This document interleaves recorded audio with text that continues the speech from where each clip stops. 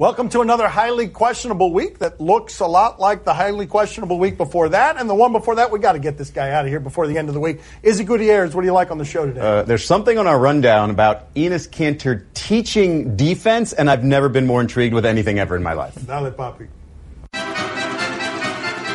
Is the media treating Tom Brady fairly? He does not think so. The Patriots have a persecution complex, and also they've been persecuted. So he's got a doctor who's not a doctor, and someone tied it to the Edelman suspension and asked him this question, and Brady wasn't having it. When Julian tested positive, a lot of people connected it to Alex Guerrero. Just what's your reaction to that? Do you think it's fair? I have no comment. It's just ridiculous. Tom. I'm out. See you guys. I love things that start with no comment and then it's a comment and then we're airing it at the top of our television show when if he had simply said no comment, he could have let that go and we would have let it ride. This team doesn't like to get a lot of questions. You see the way the top of their organization usually reacts to a lot of questions. They've earned the arrogance that they have, and at this point in Tom Brady's career, if I were him and my wife is selling coffee table books that can pay my fines, I wouldn't get in front of any microphones ever. For what? What's he getting out of it? To me, there's a couple ways Tom could have handled this. Knowing that there was this Julian Edelman suspension, knowing that there was going to be a tie to the TB12 method and Guerrero, and knowing that there's been sort of some shady elements about Guerrero and the TB12 method written out there in the past, he could have had a prepared statement available or even something that seemed sort of off the top of the head that thoroughly told you why the TB12 method is legitimate, why the Edelman suspension is entirely separate. Or he could have pulled this power move that he just did, which said, hey, not only is it ridiculous, I'm not going to give you the time of day to talk about it. But when you pull that power move, then it is fair to question everything about it because we don't know anything. And there has been, as we said, some shady information about this guy and about the TB12 method. So, of course, it's fair to question him if you're not going to answer it. But if you're Tom Brady, you also have the right to do that because you're Tom Brady. There's only one way you invite this kind of skepticism as everyone is excited about the start of football season. It's by handling it that way.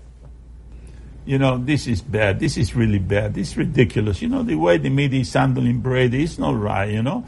I think that there should be an investigation on how the media is handling Tom Brady. And I know a guy just that will do a hell of a job. Of course. And that name is...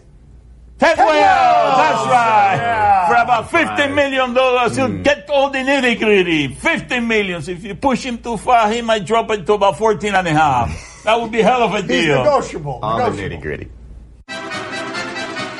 Does the NFL have a looming problem with this new helmet rule? Looming problem? The problem's already here. It's not looming. It's not off in the distance. A bunch of referees went to Eagles camp and explained the new helmet rules, and the Eagles sounded afterward like they were more confused than when they started. The meeting is said to have been contentious. They continue to try the oxymoronic thing of trying to make a violent game safe, and now you've got a position in the NFL as we head into an exciting season. None of us know what a catch is, and none of us know what a legal hit is either. Just reading the story is confusing when you talk about the Eagles' confusion and the referees' confusion. They said they went over about 6 games last year, and only 3 times would this new rule be implemented. And yet there were other times where the referees couldn't agree that a hit that they saw was illegal in the upcoming season or legal. And so when you read it, the problem isn't necessarily that the players have a problem. They're going to do their best, obviously, to not get fined, to not get penalized. It's the referees that have the problem with this new rule where they're trying to teach the players and they can't honestly give a good explanation as to what it is. So it's going to be an experimental thing as the season goes along. There might be games decided by this penalty. There might not be, but there's going to be problems with it. You can tell already. I want you to understand something. The people in charge of governing the subjective rules are being reported to be in that meeting saying, hey, we don't make the rules and we're not sure that we're explaining them the right way to you. Across the NFL, you got a bunch of officials on television, all of whom are getting paid to analyze instant replay. And when they watch the game, they've got a different ruling than the subjective people who are on the field. The referees don't know the game that they're watching. How are we supposed to know? No, everyone who plays the game is confused. They don't know what to do now, you know what I mean? I got a solution to the problem. Uh-oh. Eliminate the helmets. That's what you do. You play with no helmet. And in that way, everybody knows what to do. You know, they play rugby with no helmet. You know, what's the difference? You know, it's also a rough sport. I mean, you're not alone. Bob Ryan has said bring back the leather helmets before. It seems like a smart idea. Yeah, it does. Bob Ryan and my father. Who's older? You don't even know, do you? Are all tweets a big problem for baseball? Baseball cannot like the idea of we going into the past of teenage players and finding homophobia and finding racist stuff. Sean Newcomb was on the cusp of a no-hitter yesterday, and then we went through his old tweets and we found some stuff that is not defensible, that is objectionable. Trey Turner has also apologized for tweets from a few years ago, and I do agree with Mina Kimes, senior writer for ESPN The Magazine, when she says, generally speaking, we allow white kids to be children longer than we allow black kids to be children. So we can dismiss all of this as, hey, we shouldn't be going back into the past of teenagers before they were professionals when they were in high school. But if the worst that comes from this is a national shaming of the sport and the people who play it, then you ask the questions and make the apologies that are necessary. But I am a little tired of the rinse-repeat nature of this, where we catch you, it's got your racism or got your homophobia, we all yell at you, then there's an apology, and we move on from there and get the next guy. Yeah, it's so difficult just to talk about this because you don't want to paint the people with this big giant brush, right? But if you just look at the demographics of baseball, it is largely more white than basketball is, than football is. It's more American white than the NHL is. And you remember what Adam Jones's comments were a couple of years ago. Baseball is a white man's sport. So if you dig back on those white men's tweets, you are probably going to find the occasional, sign of homophobia, the occasional sign of racism. In the other sports, we've seen problems with homophobia, maybe not via social media, but we've seen, Kobe Bryant get in trouble for saying homophobic slurs and others doing the same. So I think the big difference is, yes, the racism element, and because baseball is more white than the other sports, you're going to see this. Either the other sports have done a better job of scrubbing their Twitter accounts and their Instagram accounts than baseball has, I'm not sure, but just the idea that this would be more likely in this sport, it's absolutely statistically true. So therefore, we're going through it right now. But I'm with you, going back and going through all these old tweets feels a little dirty sometimes.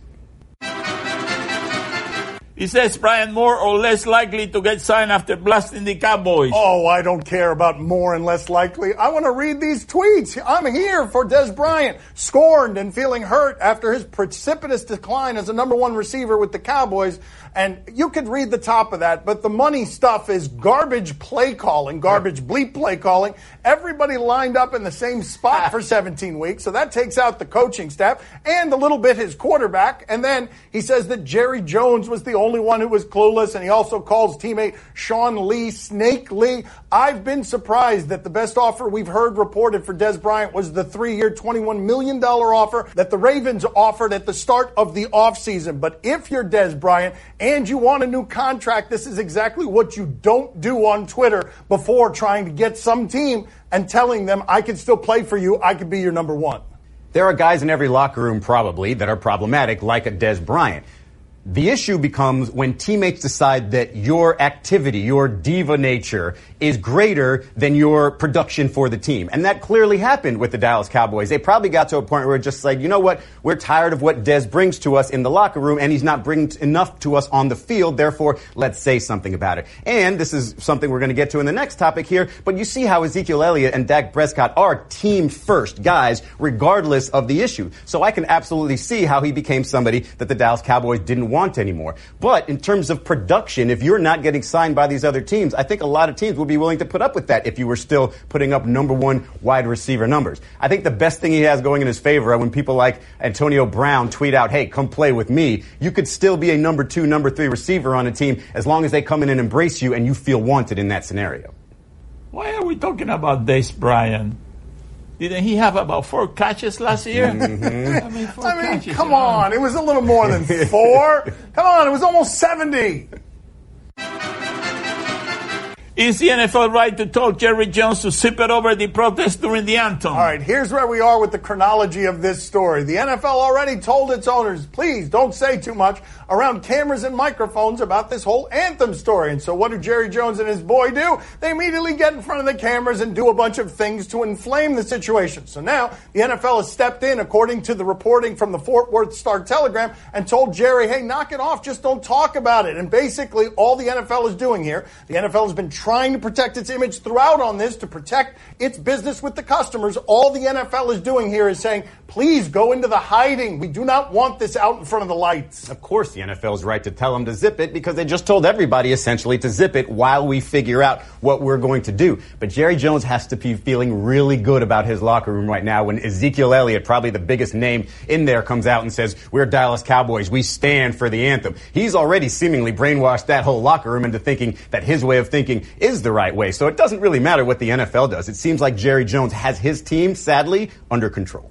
This ends up being a victory for Jerry Jones because he told you already what he had to say and was so honest that the NFL has told him to zip it. He said what he needed to say to his customers and to his locker room. And so the most powerful owner in that sport, who hasn't won anything in a long time, just flexed his power on not just the league, but also his locker room. Coming up next on Highly Questionable. Be stretched into a double, and what happens? Is it injury? Is it embarrassment? Deflects past Bregman into the outfield. That'll score a run. And what happens at second? Is it a collision? Oh! Okay, hands up. Come on, man. What happened? He can't guard the perimeter. Mostly, these NBA players embarrass kids at their camps. Instead, Cantor's just hand-down, man-downing it. My son's TV show is brought to you by Cricket Wireless. Smile, you're on Cricket.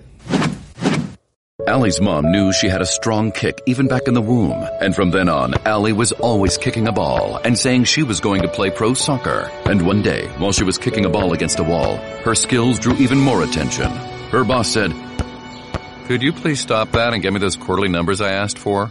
Turns out Allie just wasn't that good a talker. But she was a good accountant. That's why she switched to Geico. She knew they could save her a bunch of money on car insurance. And she sure wasn't ever going to make that pro soccer money. No, sir. Time to play the game that has a tremendous scowl. Do you question? That was excellent. You give us topics and events, we question. It wasn't excellent. It looked like he was struggling to read something far away. Do you question if Jurickson Profar regrets trying to take second? If baseball has taught us nothing this season, it's that 4 bases is what you want. 1 base at a time does not work. So here is a single trying to be stretched into a double. And what happens? Is it injury? Is it embarrassment? Deflects past Bregman into the outfield. That'll score a run. And what happens at second? Is it a collision? Oh! Ooh, he was safe, too. What he regrets is other people not being as athletic as he is because, man, you got to be able to avoid that. Oh, go to replay. I think that's an out. I think his hand came off the base because he got kicked in the face. Go to replay. Go to replay. His hand came off that base. I think he should have been out. Here it is. Watch this hand come off the base. Oh, but he was not tagged again. That is a good strategy. Kick the base runner in the face. Yes. Wait till he gets his hand off the base. Tag him again. Yes, I got it wrong, but I would have liked that video even better if he'd also been thrown off the field. Said, "Here, get out of here. You're bandaged. You're out." Well, I don't know. I have seen worse spikes to the face. No, when? Oh, this is a better one. I do remember this. Here we go. Listen.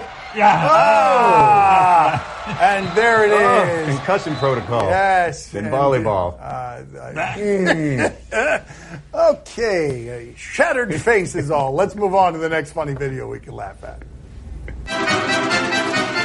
Do you question if Enes Kanter can make you a better defender? Izzy liked this question so much that he teased it at the top of the show. A curious choice, we can all agree. Let's check in with this video. Okay, hands up. Come on, man. What happened? He can't guard the perimeter. Mostly, these NBA players embarrass kids at their camps. Instead, Cantor's just hand-down, man-downing it. That's basically how it works in the NBA against him, too. All he knows how to do is get the offensive rebound. Defense, not so sure. Oh, wow, they're just going to keep raining from further. I mean, seriously. If he's running a shooting clinic, he's doing a heck of a job. All right, and I believe that is what should be on his sneakers. I believe that should be his logo from the back there. No, let's do it again. I believe that this right here is Enes Kanter. This should be the logo on his website. Yes. That right there. Right there. Shame and disgrace. I can't believe that went in despite the fact I was not playing a lick of defense. Do I have this right, though? Did I hear this correctly? At a camp, as he's giving charitably, he's getting rained down upon. Did a kid yell, "You trash," at him as well? I mean, his cancer gives him his time. Everyone's scurrying away, laughing at him. You trash. You gotta retire right there, man. That's when LeBron doesn't even need to talk trash to you. The kids are doing it for him. What do you expect? I mean, he plays for the Knicks. That's right. That's right. What can you expect? Just that. No defense, no that offense. all season. That's that. right. Just fall to your knees. People raining buckets on your head. Do you question whether flinching is an involuntary human response? There is only one time in the history of flinching that I have been awed by somebody. It was Kobe Bryant on the sidelines. Matt Barnes had made him angry, and he did not flinch at all as Matt Barnes pretended to inbound a ball off of his face. Now we check in with softball. What do we have here?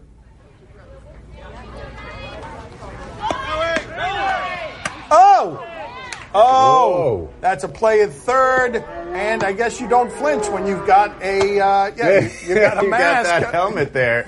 I mean, that is a good teammate. She knows that the ball hits me in the head. That run's coming home. I'm not moving at all. She also knows that she's wearing not just a helmet, but a cage on her face. She might not know where she is afterward. People who flinch are really weak. Oh, I mean, he didn't flinch. Was that a flinch? Did I didn't feel like I flinched a whole lot. I'm going to call him Kobe Why from would now I on. trust his motor skills exactly? Do you question if this pit crew should feel lucky? What is one of the most expensive cars out there? What's it called, Papi? Lamborghini. I mean, okay, we go out to Europe and the Lamborghini races. Let's see what we've got here. The pit crew, what do we got? We got a wheel or something? Oh, no. Yes, very dangerous sport. Yes. That looks like it could happen on any turn. Why are they so close? Yeah, because, that could happen on any turn right there. Dan, where do you race your Lamborghinis? The good thing is that Potty wasn't damaged. That's right. That's very important at the races. It was a close call, but nothing happened. That's right. If your pit crew is damaged, that's right there, standing in there. It is, right there. Proud. And whoever was inside was the luckiest guy in that race. That's right. This broadcast from the Clevelander Hotel on beautiful South Beach, Miami. Time to play the game that will do anything for the right price. See? Or no? You tell us what to watch on television. Look how pleased he is with himself. Somewhere in upstate New York, Bills training camp.